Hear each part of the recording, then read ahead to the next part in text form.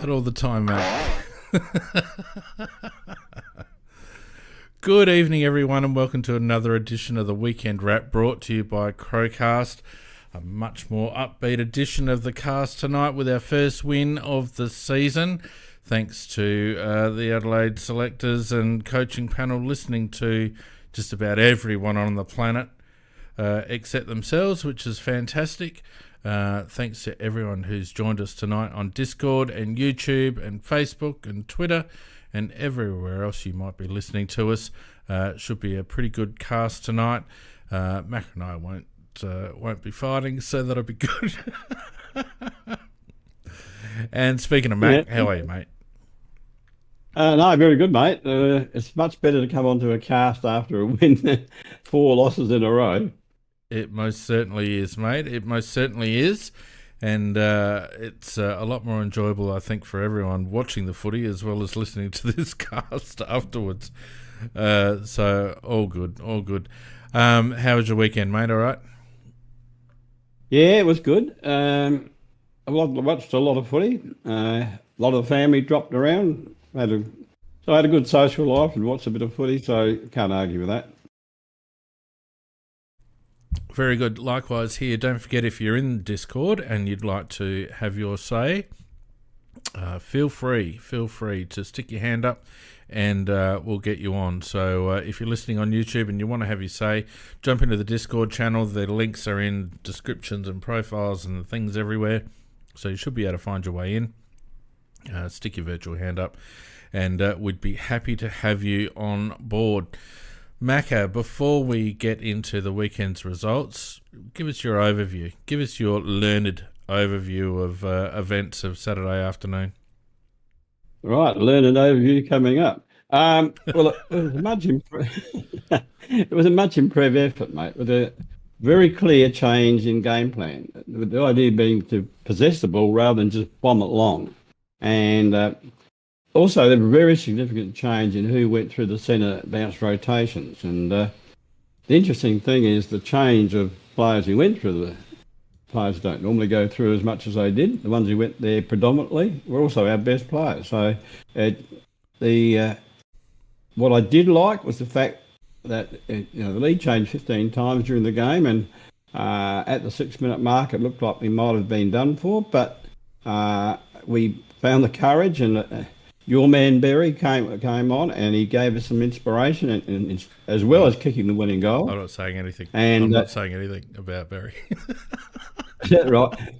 But but look, it was outstanding that we got up from that situation, and it showed that these boys have got courage, and it also showed they've got ability too, Fiend, but they've just been wasted with poor rotations in the centre and also a poor game style. We went back to a style of game that was very similar to what we played last year, and the results are on the board.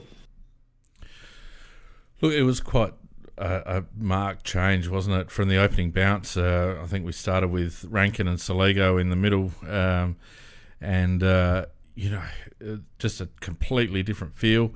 The fast ball movement and, fast deck under the roof at Marvel, but, a completely different feel. The fact that we were able to move the ball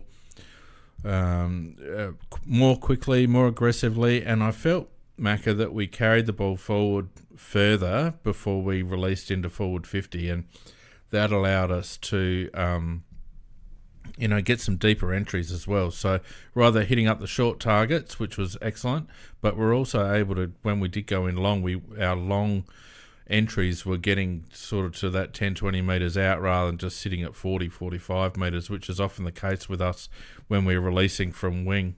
So I just felt that it was an exact mirror of how we played between rounds 4 and 7 last year. Yep. Almost down to the personnel. And it was fantastic to see Isaac just take a game by the scruff of the neck.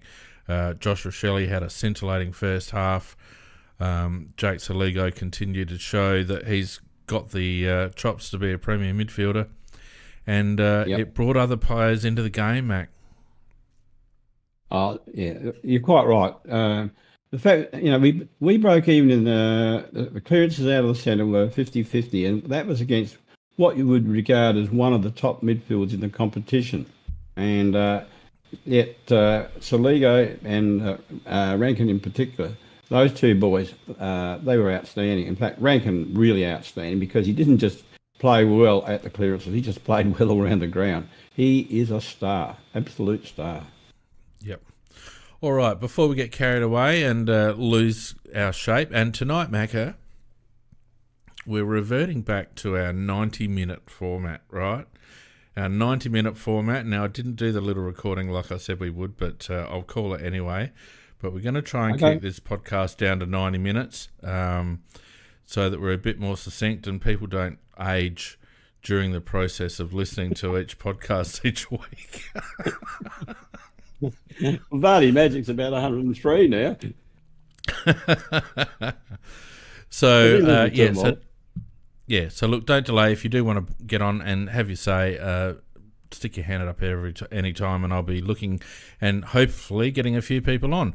All right, Mac, let's look at the weekend results, shall we? And round five, game one, was a good one for the Lions. A very, very good win against Melbourne at the G.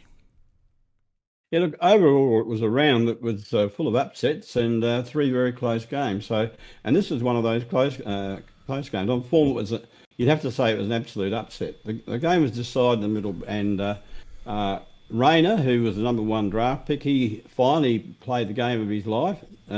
Lockie, Neal and Dunkley, of course, need no introduction. But on the reverse side, Petrarca and Oliver and Viney, they played possibly their worst game for the year. You had Max Gorn fighting like hell. He played an outstanding game, Max did, but he can't beat them on his own. And the D's did make a run in the last quarter, 5-2, but no, the Brisbane Lions, they won the game, and looks like they might have their form back. Yeah, look, it was a very good win. I'm with you. It was fantastic to see Cam Rayner play the game that we all know that he can play. I think he had something like seven. What did he have? 7 clearances in the first quarter or something or other. It was ridiculous. He did.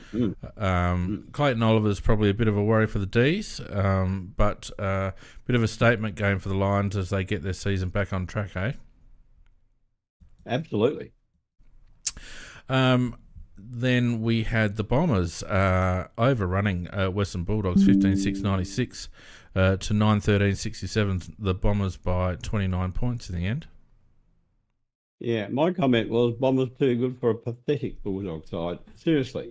And when you look at the talent in that side, but their coach, I would not want their coach in 1,000 years. He is hopeless. I mean, he somehow managed to hide a bloke like called Bontempelli out of the play nearly all the game. I don't know how he managed to do it. But, the guy is a star, yet he's starting McRae in the centre all the time instead of Bontempelli, and God knows where Bontempelli was. I mean, he's been driving them to wins, or making it very competitive because he is an outstanding midfielder, Bontempelli. And anyhow, coming back to it, Liberatore, he was weighed and look, I'm sure he had a concussion because he's just walking, then he collapsed. But that was very disconcerting, wasn't it? It was, and for them to deny that he had a concussion, well, I'm glad he's been placed under the concussion protocol because you just don't walk along and then just collapse forward like that. That was a man going unconscious. Just coming back, and English didn't. He only operated half rat power as well. So the Dogs hung in there for a while, but in the end, Merritt and Dersma played a very good game, the export player. And he did. He certainly did. Yeah, and the Dogs tried hard, but Essendon ran over them in the end. And as I said, I wouldn't want Luke Beveridge for our coach. He just continually outsmarts himself, doesn't he? I think he just overthinks the situation, in my view, and he's going to waste that squad if he's not careful. I think, he is wasting it at the moment. All right, next we had a very, very good game in the end, a good finish. The Giants getting up by a point, 11-14-80 to St Kilda, 12-7-79. Yeah, nasty injury at the start with Sam Taylor. They're very good fullback. He's Australian fullback. In the first 10 minutes, a very, very, very nasty head clash, and it delayed the game by 10 minutes. But the game got going, and so did GWS. And I thought that the way this game gradually went along, it just looked like that GWS would have quite a comfortable win. Midfield was dominating down the back, and the two greens were really firing. But the Saints, to their credit, they didn't give up, and Marsland still lifted the Saints, and they came home with a really. I reckon if the game had gone another 2 or 3 minutes, they would have got up, and I think they just failed by a point in the end, wasn't it? Yeah, just 1 point in the end. They showed good fight. But it was a good game. Definitely a good game. Next up, we had the Suns giving the Hawks a touch-up, 53 points in the end, 16-13, 109 to Hawthorn, 8-8-56, and the Hawks only just travelling at the moment. Well, if they are. The Gold Coast... I didn't see the game, but I just did look at the stats of the players, etc. It was a dominant midfield that thrashed them. And the interesting thing is they brought in 3 youngsters. Some played their second game. 2 of them played their second game. 1 played their third, and they had outstanding games. The whole 3 of them. So they've got some depth coming up, Gold Coast, and so they've got themselves a coach. They've got themselves a game plan, and I think they're definitely going to. I think they'll definitely make the 8 this year. Yeah, I think so. Look, I think it was between us and the Suns in terms of the next cab off the rank, and given our slow start, we're going to be pushing it a bit. But Gold Coast certainly look like they're travelling nicely. Hardwick's got them going well, and debuting new players, mate. It's a consistent theme across the competition that a lot of these clubs are not afraid to debut young talent, and it's paying dividends. Noah Anderson was fantastic for Gold Coast, by the way. Yeah, their whole midfield was very, very good. In fact, it's so good that they managed to put Flanders, who's been dominating in the midfield, and with these young blokes coming in there, they put him down in the back lines, and he dominated in the back line. So that's right. He's been playing half back the last couple of weeks and just cleaning up. Yep. So no, he did a good job there. And then we had the Dockers just letting us down, just killing what was otherwise going to be a perfect Saturday night by absolutely choking and losing by 3 to Port. 9-12-66 Port, Fremantle 9-9-63. Freo would be spewing. Yeah, look, if you want to watch a pretty game, you don't watch Freo. They actually closed the game right down, mate. They really close it down because that's their ace up their sleeve. They've got very good midfielders, and they just like to keep it closed up so they can't get any proper flow, and they'll just work their way forward and hopefully get a goal. And it was a tight game. Always looked like Freo was going to win it, but as you say, Port got they were 9 points up, but it was only going into time on. But I will say this: Port they played well when they had to, and they got, I think one came from Dixon and the other one from Horn Francis, and they managed to get up with about a minute 20 to go, something like that. But it was a good game in terms of a tussle, but not a good game in quality of footy. Freo made it that way. It was a bit of a struggle. All right, and then there's a bit of a sad undertone to this game. Cats easily by 75 points over North, 21-13, 139 to North, 10-4-64. But of course, North probably affected a bit by the events in Bondi over the weekend, and I guess you've got to cross that, Mac, and I think it was Kerry Good's daughter was one of the victims. He was. Of that event, and I would imagine that would have been weighing pretty heavily on the club. So not too much to say really about the football there. No, there is not much to say other than the fact that Sheasel is an absolute star. Absolute Oh, star. 100%. 100%. And yeah, Paige, we're just going easy on North this week. And then finally, Mac, the Eagles got up. Yeah. The Eagles got up Well, 16-3-109 to Richmond 10-10-70, 39 points in the end. I didn't even watch it. I didn't even think it would be much of a game. And it just shows you that maybe, just maybe, the Eagles are starting to turn a little bit.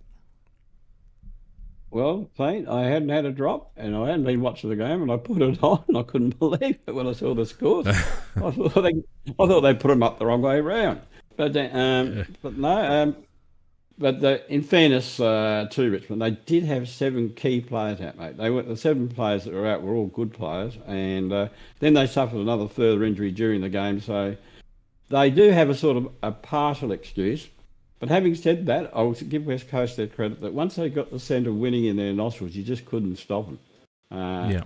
So well done to the Coast. Look, all you can do is credit their win, mate. I don't think they'd care whether Richmond had 25 out. And Harley Reid Harley Reid showed today why he was the number 1 pick. He was outstanding. Yeah, he's going to be something, that one. He's a very powerful kid already and doesn't mind mixing it up and certainly gets amongst it. So, all right, Mac, let's just have a look at the useless ladder. Oh, no, we got one more. We got the Pies getting up by 5 over... Oh, no, what's that? Where'd that come from? No, they scratched. No, that was last week. They got a bye. That was last week. I forgot to delete the slide. All right, so let's have a look at the table. We've got the Giants and Geelong on top, undefeated. Port, Sydney, Melbourne, Carlton on 1 loss. On 4 wins, sorry. Melbourne have had 2 losses, of course, having played the extra game.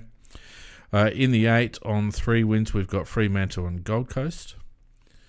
And then we have outside the 8 on 3 wins, Essendon. And then on 2 wins, we've got Brisbane, Western Bulldogs, St Kilda, Collingwood. All of those having played 5 games. And then we've got Adelaide on 1 win, along with Richmond and West Coast, and Hawthorn and North bringing up the rear. A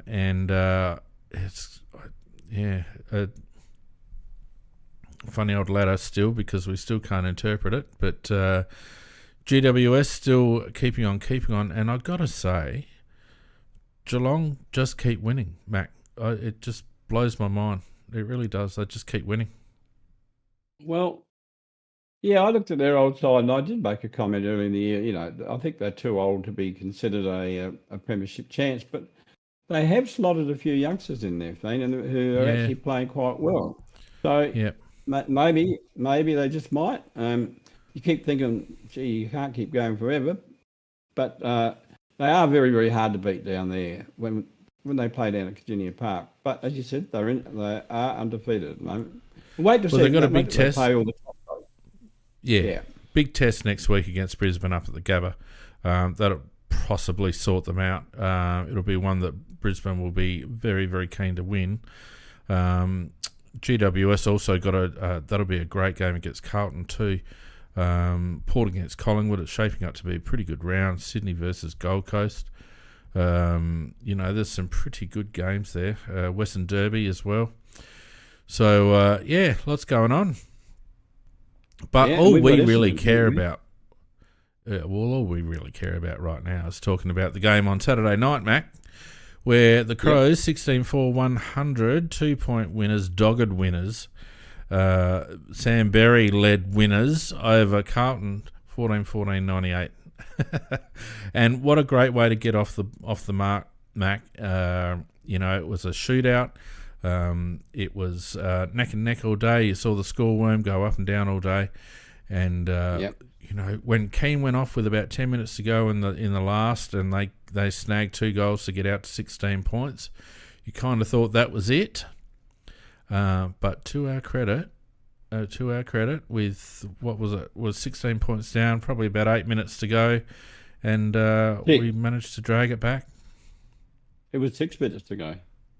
Yeah, managed to drag it back. So, an excellent performance, and yeah,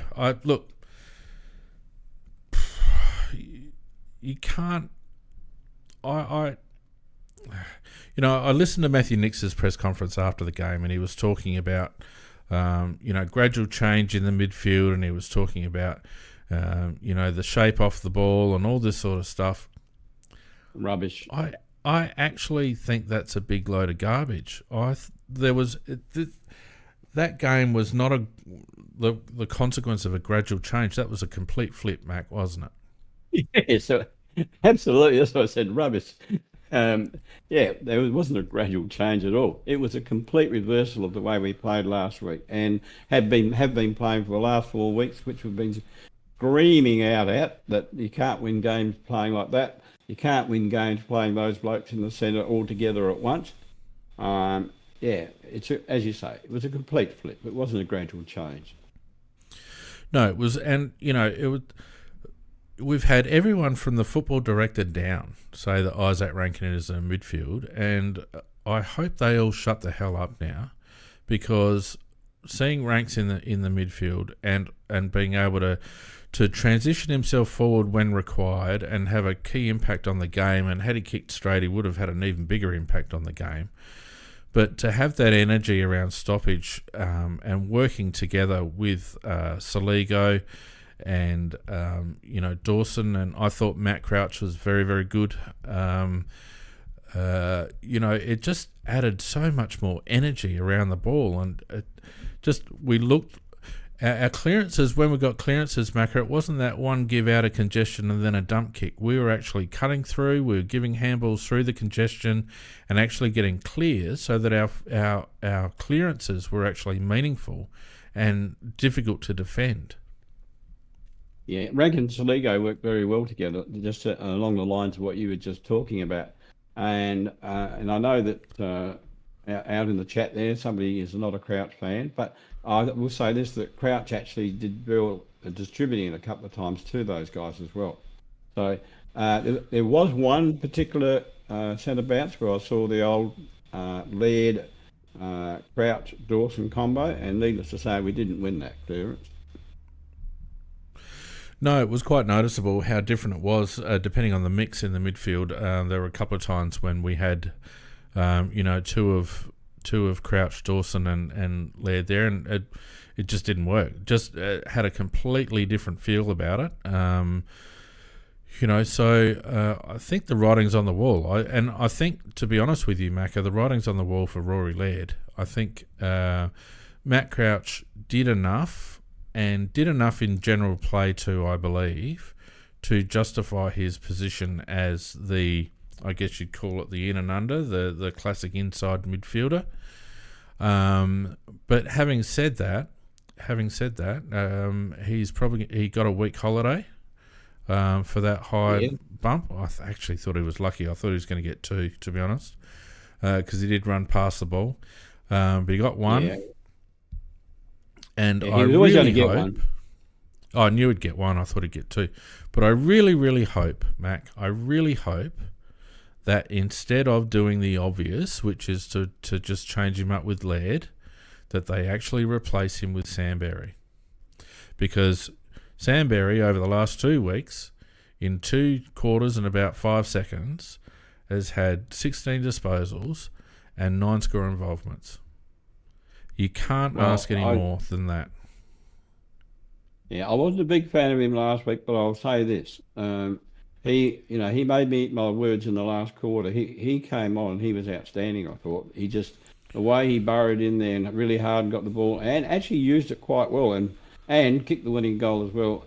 When you look at what his contribution was in a very limited amount of time, compare that to McHenry, who had, in fact, you think he only had about 1 less disposal than McHenry, and on top of that, McHenry also had that thing where he missed a dead set goal, shot at goal right in front, and then followed it up dropped by a sitter of a mark.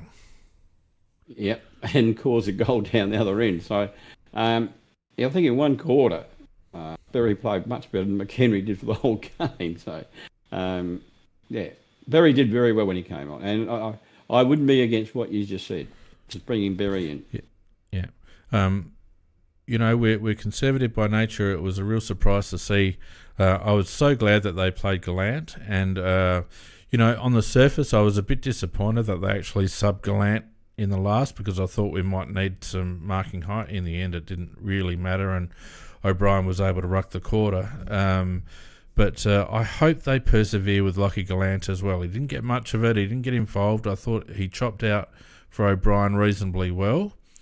But I just feel like they owe the kid a few games in a row where they can just take the pressure off him and say, you're going to be selected. Just do your best and try and fit into this forward line. But there's nobody actually pressing for that spot, though, Thane. Well, Burgess is the other one. Yeah, I think that Burgess's last game said enough for me. Well, I mean, to be fair, Burgess hit the scoreboard a couple of times, and he's not terrible in the ruck. But I just think that we owe Lockie a run at it with the pressure off, just to say, look, you're going to get selected for the next couple. Do your best. Try and slot in. I want to see him start taking the grabs that we know he can take up forward. I just felt like he was just a step off where he needed to be in the forward line. Yeah, somebody said in the chat that Fogarty is the real problem, and they're quite right, actually, because the first one they look for is Walker. The second one they look for is Fogarty, and that really makes Gallant the third one out. And be it Gallant or Burgess. But Fogarty's not firing at all at the moment. No, it's a bit of a worry. He dropped a couple of marks that you'd expect him to take. He has lazy traits. Like there was a couple of times he should have taken the ball, fists out, but he let it come onto his chest and it was spoiled away from him. He took his opportunity when he needed to in the last quarter, hitting up Cook with that pass. That was a good heads-up play. That was good. When we are, Mac, I continue to say that when we are hitting up those leading targets, 99% of the time, Tex owns the corridor. And he does. And Fogarty, when you see him lead, he's leading to pockets and leading to flanks and all the rest of it. I still maintain that until Darcy gets a run at it without Tex in the side, we can't judge him. His form's down at the moment, I'll agree with that. But we can't judge him as being a keeper or not until he gets a clear run of games without Tex in the side. That's my view. It's hard to argue with it when Walker is the man they look for all the time, and he's usually getting the disputed ball coming in, so it makes his life a lot harder. He's not getting the leads but he's also got to do the leads as well. That's the other thing as well. So that's perhaps the one criticism that is valid. Yeah, no, look, Bobby in the chat says he can't read the play and lead as well as Tex. Well, I disagree. I think Fogg tends to second guess himself because he don't want to get in the way. That's my read on Fogarty, and I might be being a little bit soft on him. I don't know, but I just would like to see Fogg get half a dozen games without Tex. A forward line of Thilthorpe, Fogarty, and maybe Gallant or some other medium size, maybe Welsh next year. Who knows? I'd just like to see how that works. He's still a young lad. He's 25 or whatever, 24. I would like to see how he works without Texan. Well, yeah, you just mentioned Thilthorpe. The whole balance of our forward line this year compared to last year, there's not only Thilthorpe, there's McAdam gone as well. So there's two key players gone out of that forward line, which does upset the balance and also does affect the way the ball comes in. Thilthorpe was always the long kick, and Fogarty could afford to be a leader then because Thilthorpe was the main man for the high ball. Yeah, and I think, we probably thought we might be able to use Burgess in that manner, but Burgess tended to play fairly high as well. Lockie Gallant he doesn't mind an aerial contest, but he's not a pack crasher. You can't dump kick on his head. So, and what a difference it makes. Like, we've been talking about connection between the midfield and the forwards, and our forwards have looked clunky and, dysfunctional and all the rest of it. And I don't know why I just turned upside down, but that's reminiscent of what Nick's did with his game plan, flipped it. Yeah. But what a difference it makes when the ball's moved with purpose and speed on transition, Macca. Yeah. What we did, we while we retained possession, we did it quickly. It wasn't like hold it, then wait, and hold it and wait. We tried to keep a smooth transition going with somebody getting it and then somebody making a lead, and in the process of doing that, of course, you are doing a little bit of crisscrossing, which always upsets the defence. I'm not quite sure what angle it's going to come in. It's also very hard to defend as well. So, and that's how we used to do it last year. So, it really was a complete reversion back. So I will, before we get into team stats and individuals and all the rest of it, Macca, I will play devil's advocate for a minute. One thing that I feel is apparent with Carlton is that they can only play one way. I was waiting for Carlton to shut the game down, but they were quite happy to make it a shootout with Adelaide. They were quite happy to give us the corridor. They were quite happy to let it be a run and gun style game, and they took the bet that they were going to outscore us. And we showed last year that if you allow us to run, and if we've got the propensity to run, and we've got the right personnel to play that game, we're pretty bloody deadly. It's the first time we've scored 100 points this year and we win. I think it's Carlton's Achilles heel, to be honest with you, that they rely on quick entries into forward 50 in their two tall towers, but they are susceptible against teams running against them. Yeah, they work on the basis of McKay and Curnow, and then the Sharkers, for anything that they drop, we'll score for them more than the opposition will going the other way. And I agree with you. They don't shut you down like some sides do. I mean, Freo would have shut us down. There's no doubt about that. That's the way they play. But I think Carlton are working on that theory that they've got the twin towers up forward. They've got a good midfield, and therefore they think they'll win the game. Yeah, and look, that's fine. I think you've got to have the ability to change gears. When they got to 16 points up with 8 minutes to go, Macca, they allowed the game to continue to play out the way that it had been playing for the previous three quarters. And I think that was a massive tactical error by Carlton. They had the opportunity at that point to turn the last 8 minutes into an arm wrestle, but they didn't at any stage. It was only in the last probably 2 minutes that they chucked Curnow back. They at no stage did they try to crowd the contest and to shut the game down. They continued to run and gun, and it was a massive blunder in my opinion by Michael Voss and his team. Yeah, I have to agree with you. I think that Vossi thought they'd still win the game anyhow, even if we did get a goal or so. But the trouble for him was he actually got two quick goals, and that sort of made it then an open game. And like he did start. Then it's only after that he really started to send players back. That was just too late because it only needed one kick at that stage to win the game, which did happen. Yeah, well, I mean, he only crowded the forward line on the last score, and by then we had momentum back because, I mean, for the first half of that last quarter, we could hardly get it out of defensive 50, and then when Keane went off, we were vulnerable down back, and Curnow certainly capitalised on that, and everything was going in their favour, and I couldn't believe actually that he let the game remain open and basically gave us the opportunity to come back at them. And that's not to downplay the win because we haven't won away for 1,000 years. And we hadn't won this year, so it was just a fantastic effort. I'm just conscious that we've got another run and gun team next week that has probably learnt a little bit better than Carlton to be able to put the brakes on. Yeah, well, Essendon are basically a very, very attacking team themselves by nature. I haven't seen, well, I mean, we've only had the 4 games at this stage to be able to judge whether they can. So far, I think they've been unable to stop other teams when they do get a run on.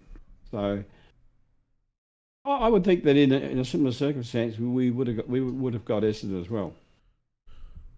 Well, we'll soon find out. But as I said, not downplaying the win at all. Now we've got 20 in Discord, Mac. We've got 250 odd people listening in. No, what have we got? Yeah, about 250, 260 people listening in on various platforms on Facebook and Twitter and YouTube, which is fantastic. So thank you to everyone who's tuning in. If you are a first-time listener or you haven't subscribed yet, for God's sakes, just subscribe, for goodness sakes. Because why wouldn't you, Mac? Well, of course you would.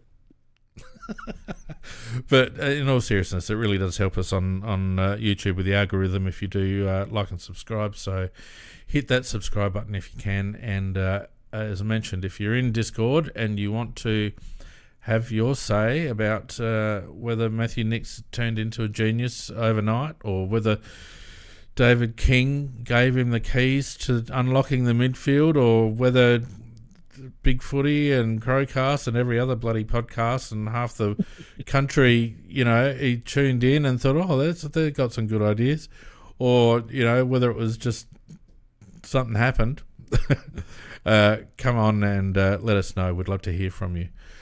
All right, Mac. Let's...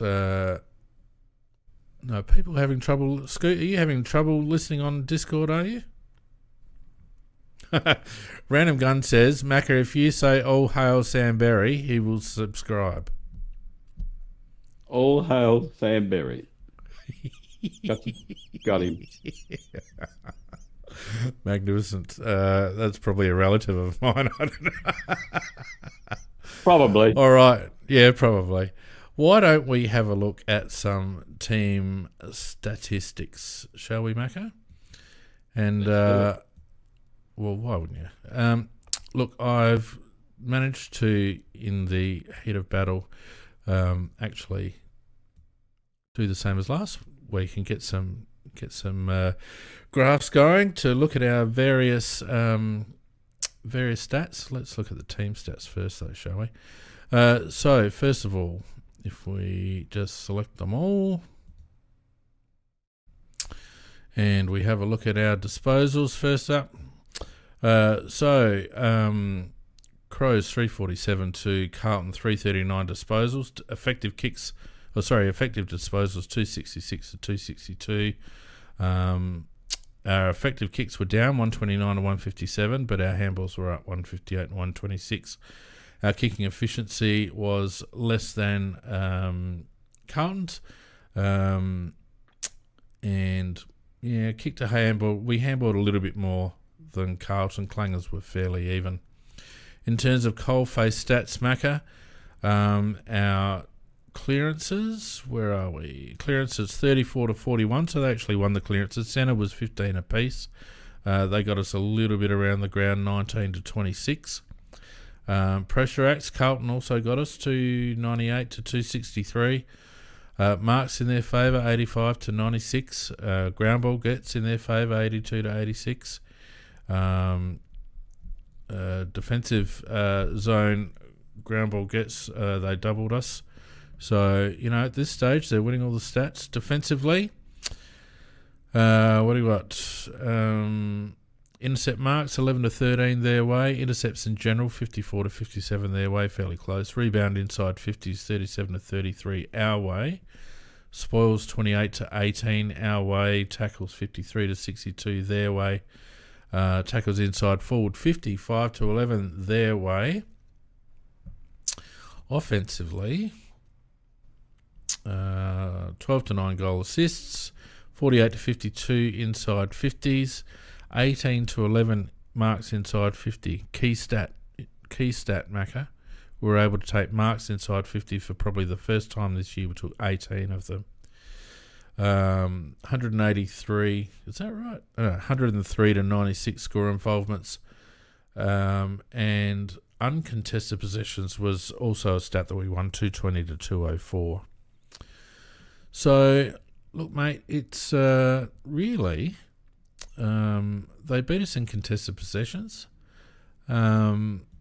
They beat us in a lot of key stats. Yet we were able to get over the line. And look, when you have a look at it, scoring shots were miles in their favour as well. 28 scoring shots to 20.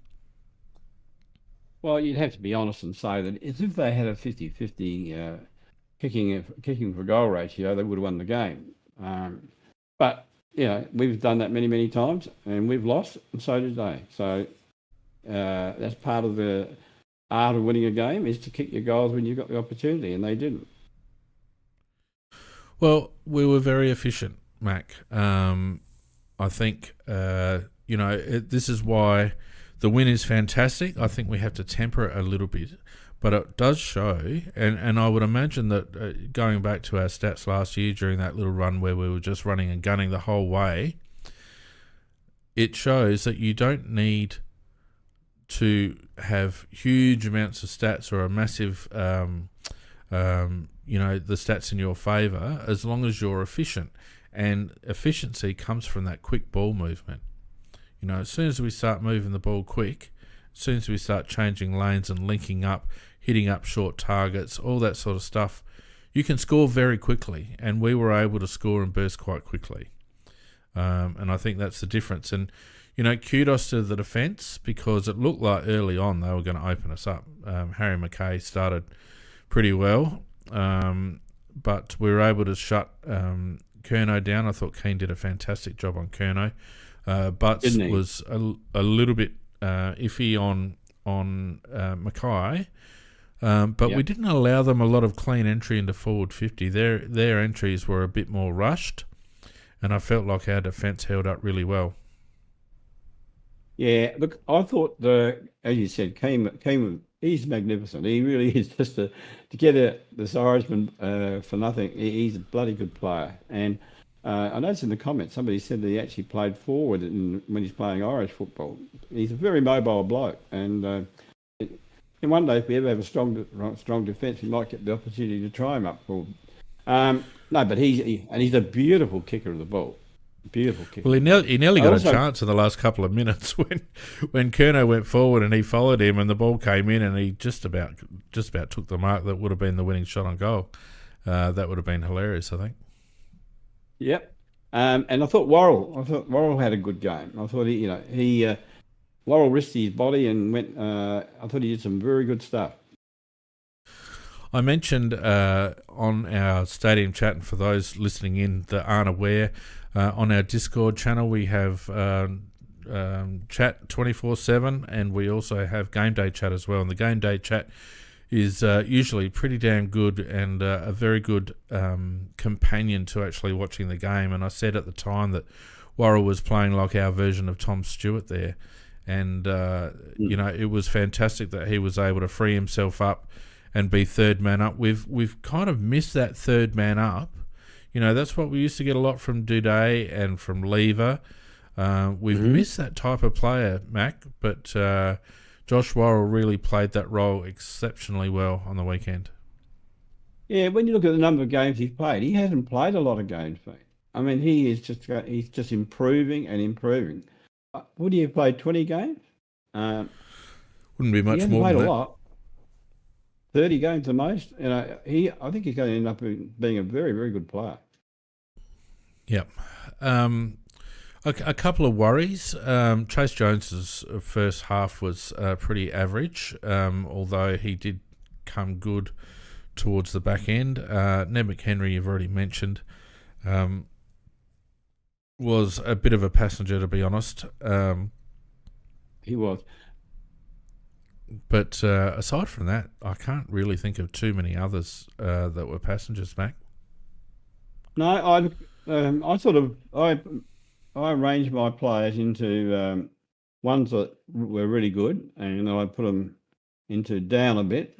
And I thought Dawson was down a little bit, and it was probably one of the worst games that Dawson has played for us, and he plays Well, well every week. I'm not saying he was hopeless, but he only had the 12 no. disposals for him, which is that's not a Yeah, lot for him.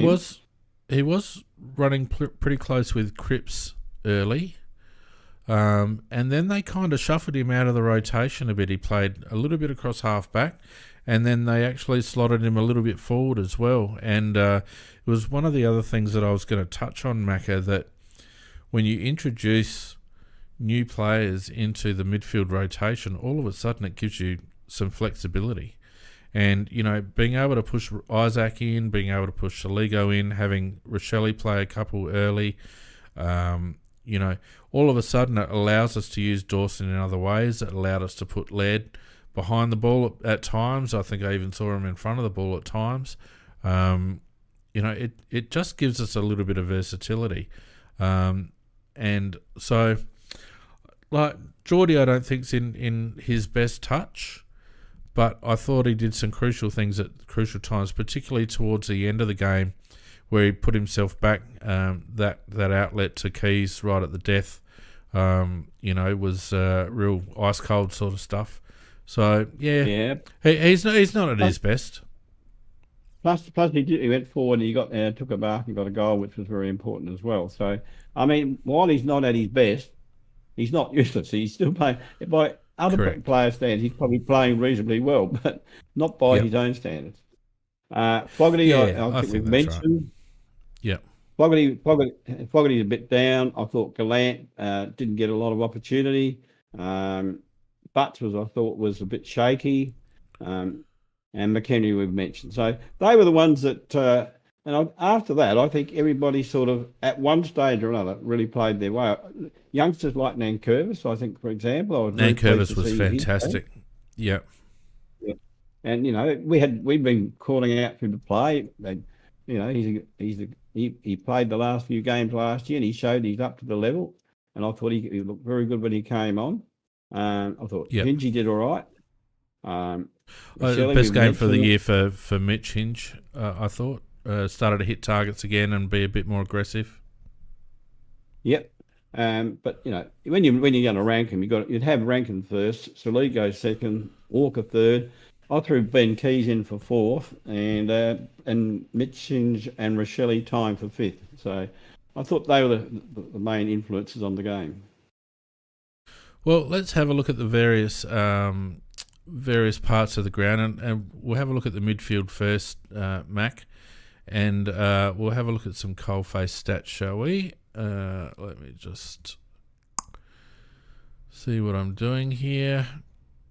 So in terms of centre clearances, Saligo had 4, Ranken 2, Laird 2, Geordie 1, Matt Crouch 2. Clearances in general, we had Saligo and Matt Crouch with 6, Laird with 3, Ranken with 2, Dawson with 2, Cook and Sam Berry with 1 apiece. We even had Matt Crouch and Isaac Ranken take 1 contested mark each. Contested possessions, Saligo with 15 contested possessions, Ranken with 11, Crouch with 9, Laird with 7, Nankervis with 3, along with Dawson and Berry and Braden Cook with 2. Inside forward 50, Isaac Ranken with 4, ground ball gets, Nankervis with 2, Laird and Crouch with 1 apiece. Overall, around the ground ball gets, Saligo with 9, Ranken and Laird with 6 apiece, Nankervis with 3, Crouch with 3, Dawson, Cook and Berry with 2. Pressure acts, Jordan Dawson, this is these little stats that you miss.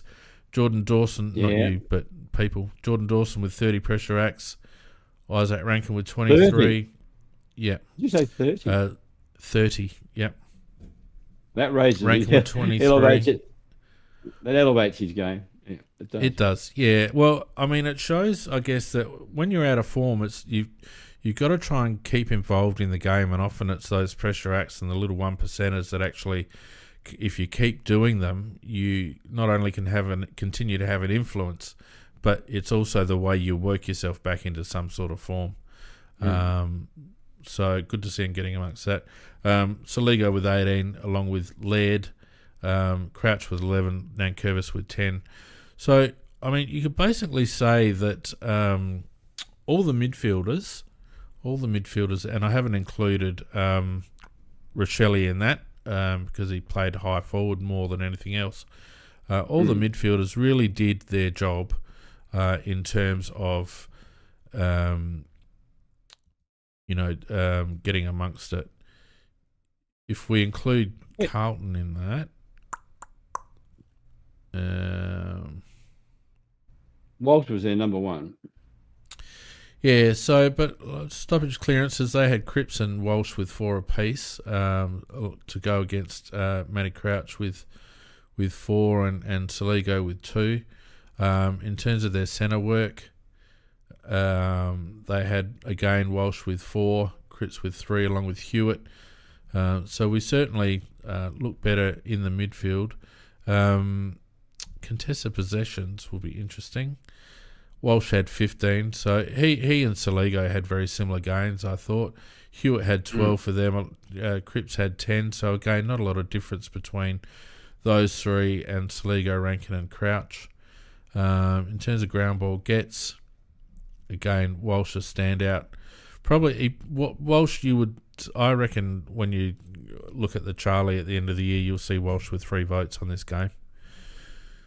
Yeah, I think so.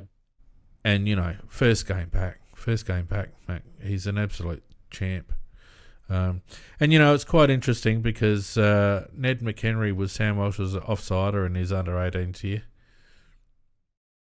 So it makes you wonder, Sam Walsh and Ned McHenry were the 1-2 for the Falcons in their draft year. So it makes you wonder whether the club overrated McHenry because Walsh, playing second to Walsh in a midfield would be a pretty good fun, I reckon. Yeah, and of course Walsh went number 1 in that draft as well. Exactly. Yeah. So I wonder whether the club overrated Ned a little bit. In terms of pressure acts, look, fairly even. I mean, Carlton certainly. Walsh had 29 pressure acts. Cripps had 28. Akers had 21. So the stats through the midfield, it was a pretty even contest, but it wasn't a close contest.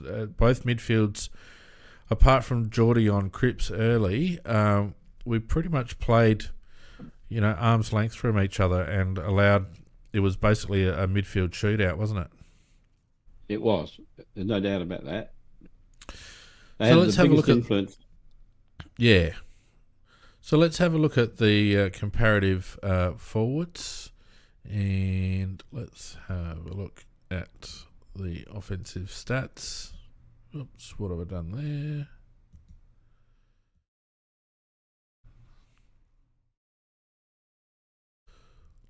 I don't know what I've done there. Done something.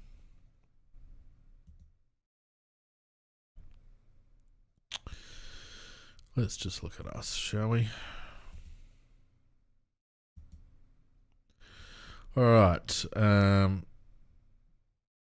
So offensively, if we have a look at marks inside 50,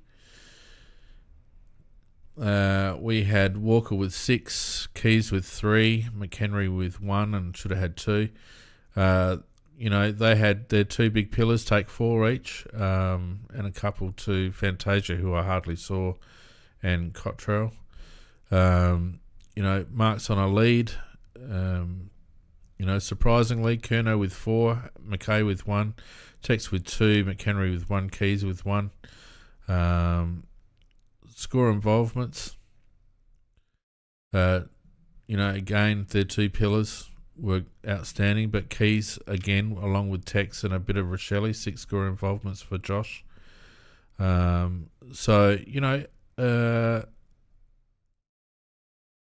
a bad effort from our forward, but again, it just shows a real efficiency, Mac. real efficiency in terms of our the way our forwards operated. Well, there's no doubt about that, because most of the Tech's got a couple of goals from beautifully positioned kicks, which enabled him to mark overhead, but they weren't big contested marks. They were just him being in the right place and taking a strong overhead mark.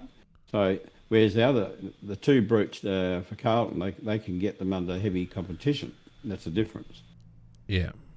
Effective disposal stats for the forward line. Ben Keys had 14, Tex with 12, Rochelle with 10, Fogarty with 6. Their best was Elijah Hollands with 11. And then Mackay and Curnow and Cottrell with 7. Let's have a look at what else we can have a look at here. Defensively, I don't think there's much defensively for this group. Let's have a look. Intercept marks. Keys got back for 1. Mackay got back for 1. Rebound inside 50s. McHenry and Contrell. So, look, a good spread. We might just have a look at some individuals, though, Mac, because there's a couple. Let's have a look at young Jake, shall we? Across the board.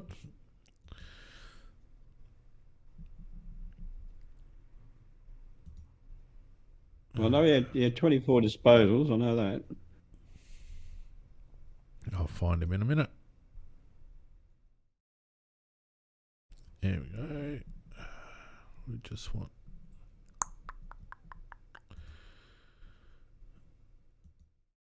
Oh, this graph is annoying me. Bear with me a sec. Here we go. All right, so offensively,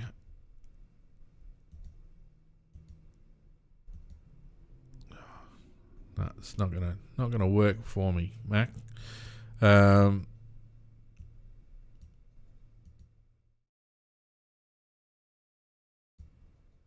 don't know why that's not working for me, but anyway.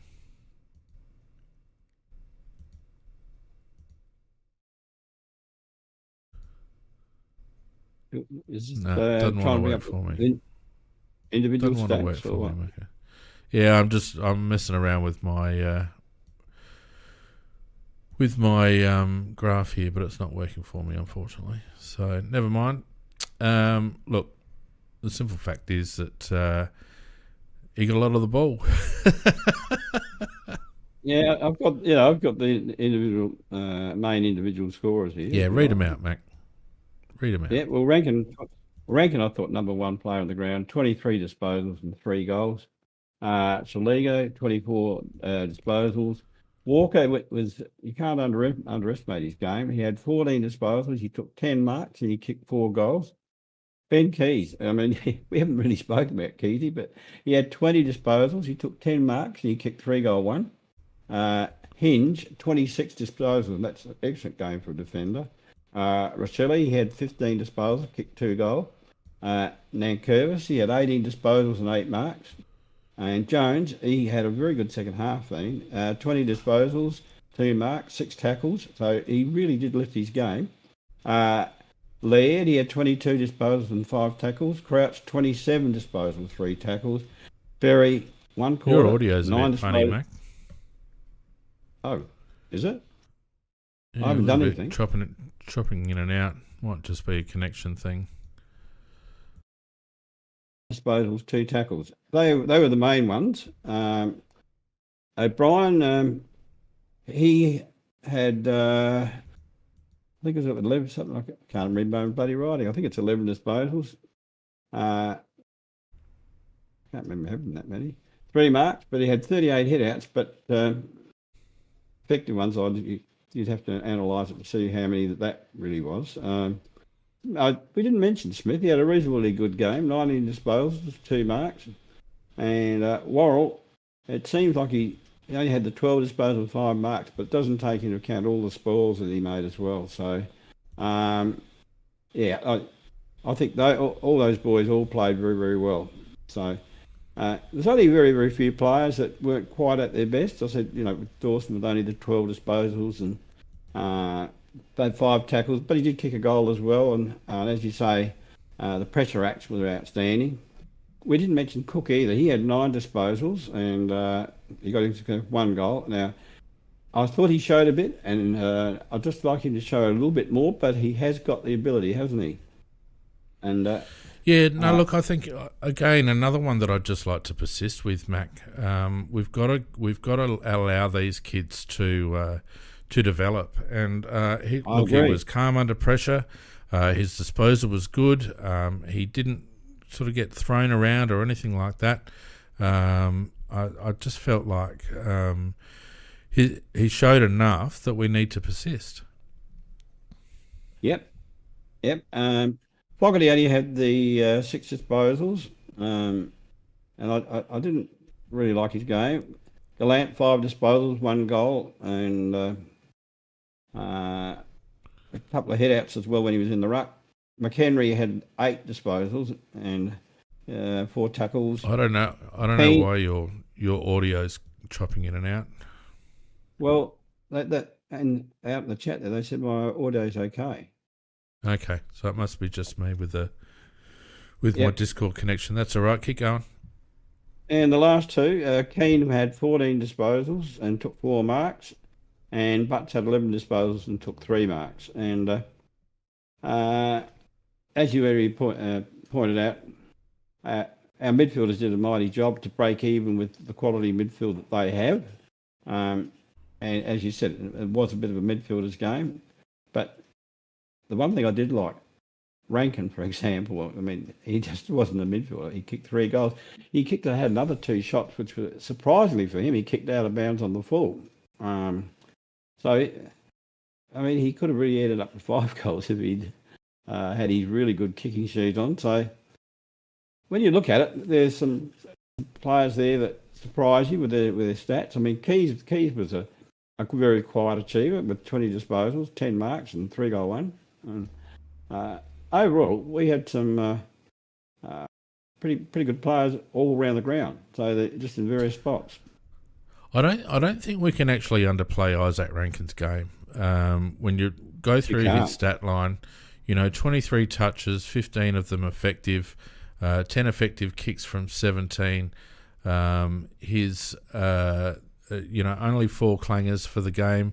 In terms of his coalface stats, he had 23 pressure acts, as we said, took 6 marks, 6 ground ball gets, 11 contested possessions, 2 clearances, both of those in the centre. Defensively, 7 defensive half pressure acts, 3 intercepts, 2 tackles. So he worked defensively as well. Offensively, he had 453 metres gained, Macca. 12 uncontested possession. It was just an all-round fantastic game, and I've got to say, I'd said this at the top of the show, but I've got to say, how can a player be earmarked as not a midfielder and then produce that sort of game? Well, what that tells you is it doesn't tell you that there was anything wrong with Ranken. It tells you there was a lot wrong with the people who weren't considering him as a midfielder. Well, it does, and it's a concern, Mac, because he had, I think, what did he have last week? He had 6 centre bounce attendances. This week he had 20. So that's not indicating a gradual increase. That's Nick's flipping the switch, and I just don't understand how every man and his dog out of the club is saying that Ranken needs to play forward when you get those sort of numbers. Yeah, I'm cut in your camp on this one.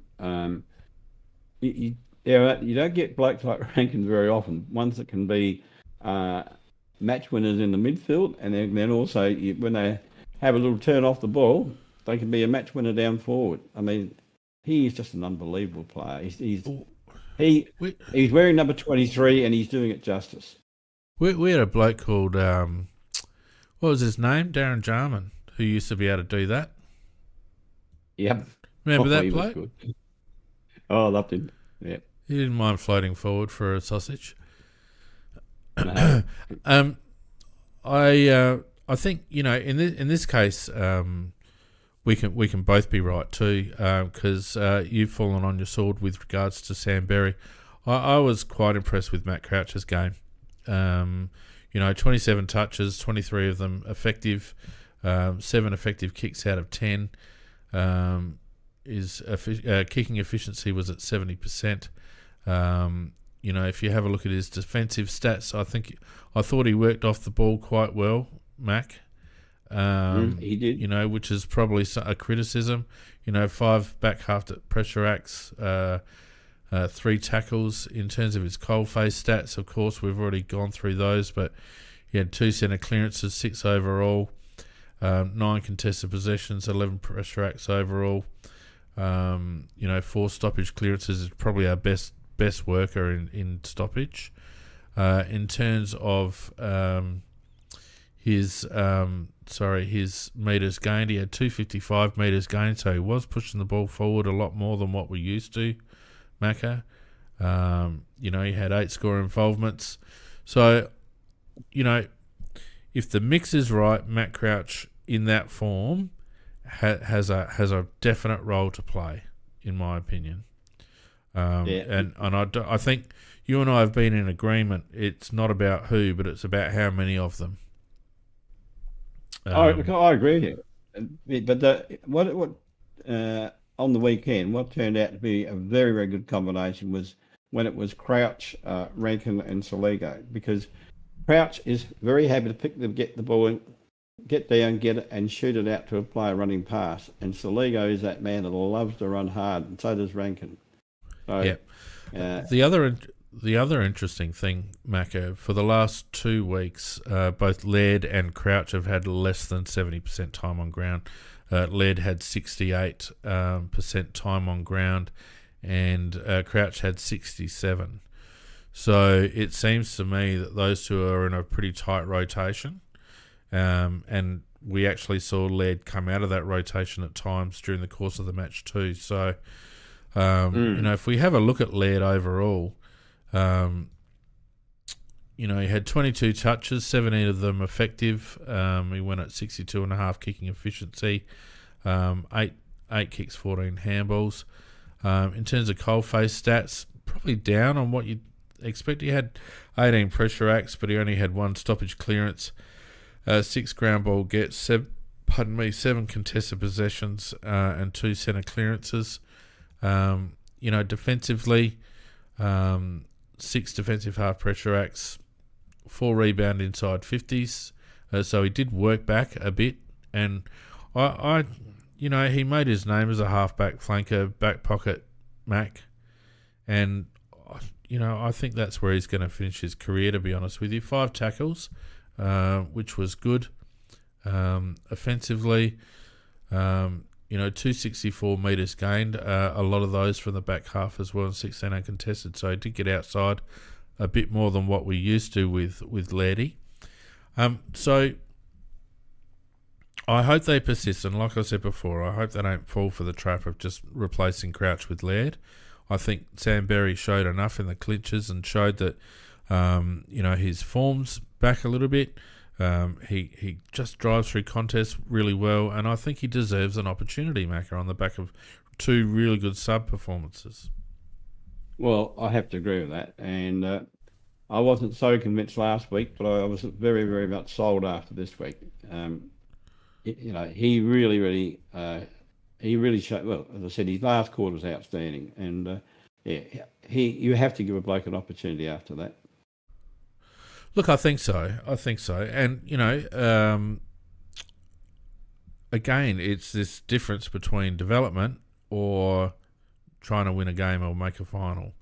And, I felt it was almost Macca as if they thought, well, Carlton away at Marvel, we're playing like crap.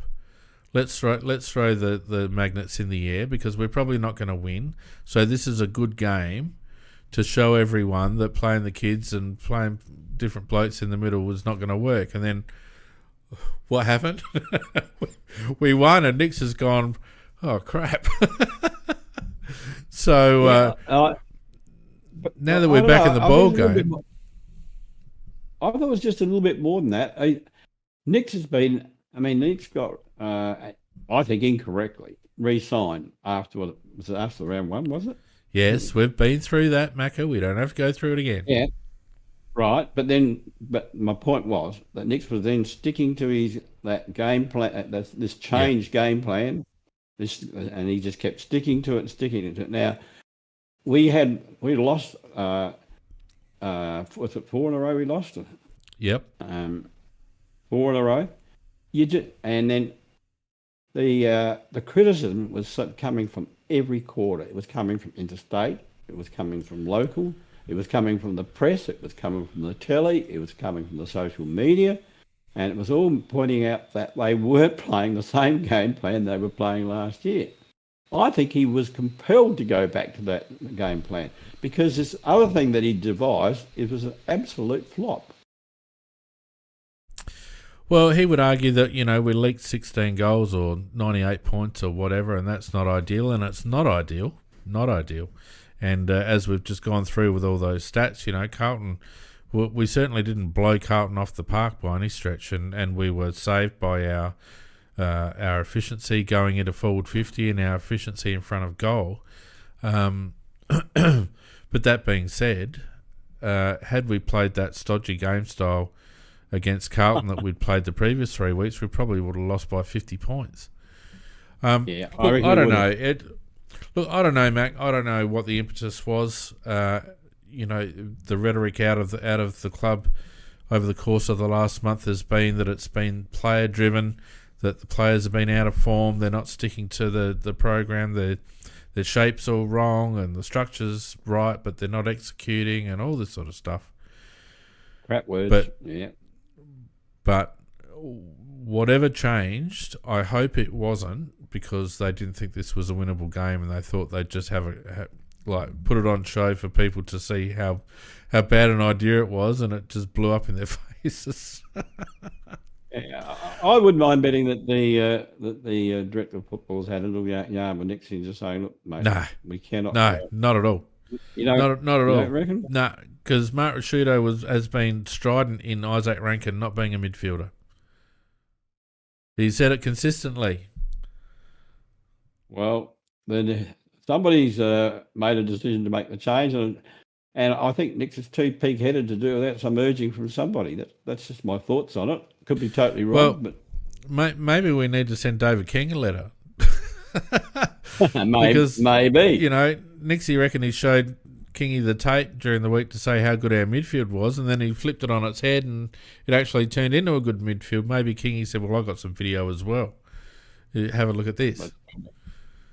Yes. We know that David King loves Ranken, so who knows? Look, the proof of the pudding will be in the eating next week because we've got Essendon, another fast ball movement team, and we cannot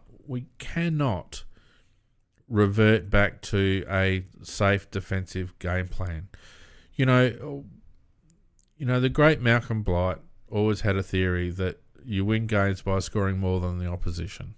And it doesn't mean that you are loose defensively. But if you don't... We saw over the first month that we just didn't have an avenue to goal, Macca. And we were losing games with the opposition scoring, 8, 10, 12 goals. But we weren't able to score at all. This week, the opposition scored 14, but we scored 16. And the reason we were accurate is because we were getting good looks. We took 18 marks inside 50, Mac. 18 marks. So, that is a high number. It's a high number, but what it means is that we've got an open forward line. We're not allowing the opposition to reset behind the ball, and we're able to lead into good positions to give ourselves a good opportunity for goal. And let's face it, 2 of those points for Isaac could have been goals as well. Ned McHenry missing, so we could have been like 19 goals won, to be perfectly honest. And correct. I don't recall too many shots at goals from difficult positions. No, probably no, not really. No, not on those impossible ones. No. Now look, the GWS supporter, Arab Crow, wants to come on deck. I reckon he's come back to the fold, Macca. What do you reckon? I doubt it, but we'll listen to him anyhow. All right. How you going, Arab? Oh, you're on mute, son. Unmute. Come on, mate. You're a pro at this by now. He's on. No, he's off. He's gone. He's gone. He's gone back to GWS. Well, No, he'll be back. He's probably just restarting. But look, so we can't revert back to that game plan, Macca. The coaches have to show some resilience and they have to show some trust in the younger players. But Josh Rochelli's first half was outstanding. He looked a bit gassed in the second half. Didn't have a bad last quarter. Obviously he still needs to build some endurance. That's fine. But get him in the game. Get him in the game. He just loves being in the game and he's fantastic in traffic. Yeah, given his first half, I reckon he was probably in the top 3 players in the first half. He just slid down a little bit because of the third quarter, but they just need to but somebody says you got blocked. I don't know. Yeah. No, I just think that the more they use Rochelli in the centre, the better he'll be. He loves the big. I haven't blocked you, Scoot. I haven't blocked you, mate. What's going on? No one's blocked on our channel. Except for idiots. Let's have a quick look at Rochelli's numbers. He had 15 kicks, 10 of them, or 15 disposals, I should say, 10 of them effective. Went at just under 64 metres gained. In terms of around the coalface, he had 1 clearance in the centre, 3 overall, 6 contested possessions, 9 pressure acts. He took 4 marks, 3 ground ball gets. Defensively, not a lot there, just the 1 spoil, so he didn't do a lot of defensive work, did Josh? It's not really his forte, though, is it? No, he had... offensively, though, he had 254 metres gained, 5 inside 50s, and what's that? 9 uncontested possessions. So it was just his work in the first half, his creativity, and he's one of those players, Mac, that it doesn't take much. He usually makes something happen when he's got ball in hand. Very classy when he's got it. Usually, very classy. I just think that just give him more opportunity. I know he wants to be a hybrid footballer, so give him a few more opportunities in there, and I think. He'll be what we want him to be. There's a couple of people saying that they're blocked on YouTube, blocked on Discord. So my apologies for that. I did mess around with the permissions a little bit, so I may have inadvertently stopped you from entering. So I'll rectify that during the week, so you can come back. We've got Mick, obviously, who's a regular, and a few others who are regulars as well. So my apologies for that. But you can come on and have your say next week. I'll have a look at it during the week. Mac, in the interest of us keeping to our time frame, what's your final thoughts? Well, I'd say that, first of all, I was surprised because I had a lot of faith in Nick, total faith in Nick, and total faith in the game plan that we were playing. I think we all knew what we should be playing, and we've been talking about it for the last 2 or 3 weeks. But we've been getting absolute shite peddled by the coach, which made no sense at all. Having said that, we went back to, there's no doubt, it was a reversion. We went back to the style that made us good last year. The $64 question is going to be, can we follow that up with another game at that standard? I think we can. I really do think we can. And if we do play like we did like that against Essendon, then I think we'll be good enough to win, because I think Carlton are a much better side than Essendon. Essendon do have players that can hurt you, don't get me wrong. They've got Stringer who can hurt you up forward. They've got Merritt who can hurt you. Martin around the ground gets a hell of a lot of the ball. Yeah. So they've got people that can hurt you too. So I think that I'd like to see the same style played with a little bit of concentrated effort on those players that I mentioned, because they're the players that can hurt you. So if we do that, then I think we can win the game.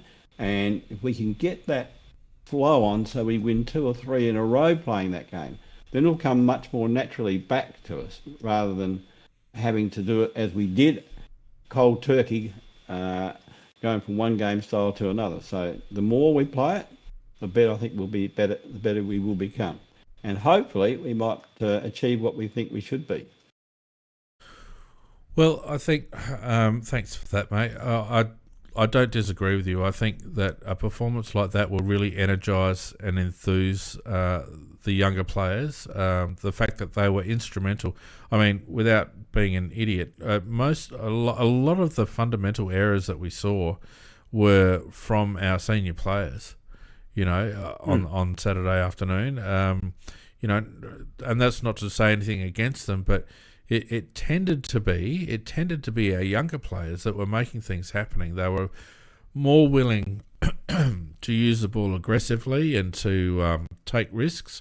Some of the work out of the middle with Ranken and Saligo. I remember an inside give that Ranken gave to Saligo to release him in I think it was either the second or the fourth quarter. Was just beautiful. So they're far more adventurous, and I think the fact that they were successful on the back of that will put them in a really good frame of mind, a re-energised frame of mind to come up against Essendon. The key now is for the coaching staff to not bottle it, to not put the brakes on, to not stifle them. We need to see what sort of team this group of players can become if they're allowed the freedom to play football, Mac. They don't need to be overcoached. They don't need to have any stodgy defensive system. They need to be... I mean, obviously a team needs to have rules, but they need to be clear, concise, and reasonably basic. And you need to allow these players with flair to show their weapons, as Matthew Nix has always said. He's got to let them show their weapons. He's got to allow Jake Saligo to cut through the centre clearances. He's got to allow Rankin to do his magic. He's got to release Rochelle as much as Rochelle's fitness will allow, to create some stuff there. He's got to trust Cook. He's got to trust Gallant. He's got to trust Nankervis. These lads are our future. He's got to trust Sam Berry. And dare I say it, Macca, he's got to trust Luke Pedler. Luke Pedler, for mine, I don't know what his SANFL form was this weekend, but irrespective, Luke Pedler was done a disservice, in my opinion, in the first 4 weeks, and Peds needs to come in as the sub. Ned McHenry, I don't want to see him. He is not the future. Well, Ned's not the future, right? And Ned is a good sub. Ned is a good sub. But I think we need to get Pedler back into this side when we're playing this style of football and see whether his form can turn around. The only thing against Pedler coming back next week is that all the comments in the chat say that he's right out of form at the moment. He needs a few runs down there just to get his form back. And because he really did get wasted something chronic when he was playing up at the AFL level. So I think I'd like to see him play 2 good games on the trot down there, and then just bring him straight in, and then use him as he should be used. I seem to recall you saying the same thing about Berry. And everyone in the bloody chat saying the same thing about Berry. He's out of form, shouldn't be playing, all the rest of it. Hello, people. You've got to give these young players exposure. You've got to take the good with the bad. You've got to allow them to play at the highest level and to find their feet at the highest level. Well, I don't disagree with the overall principle of what you're saying. Only timing. Yeah. Well, Berry's wasn't good timing, and look how that turned out. Look, I'm not going to argue with you this week, Macca, because people hate it when we argue. It's like listening to mum and dad arguing. They don't like it. Yeah, poor old dad never wins. Who's dad? I am. Oh, there we go. All right, old man. Let's wrap it up. Look, it's been a very good cast. Obviously, we're eternally grateful for the amount of support and the viewership that we've had over the course of the year, Mac, and tonight was no exception. Fantastic numbers across all our platforms. Apologies again to those people that couldn't get in on Discord. I will fix it up for you. So, yeah, you know, it wouldn't be a CrowCast without some sort of glitch. We've got Essendon next week. We're all up and about. All is forgiven. Everyone loves the club again. And I don't know what else to say, Mac. Other than, well, say good night all. Say bugger off. All right. Well, look, thanks to everyone for joining us. Don't forget, if you're listening on YouTube, give us a subscribe. That'd be fantastic. If you're watching or listening to us on demand, you can give us a subscribe, or if you're on iTunes, give us a review. That'd be great. If you haven't joined our Discord channel, click on the links in all our profiles and descriptions. It's a good time. There's some good banter, and game day chat is really good. And you also then got the opportunity to come on live and have your say every Sunday night. Until next week, Mac, have a good week. And everyone, I hope you have a good week. And we will see you next Sunday night for another wrap. Good night all.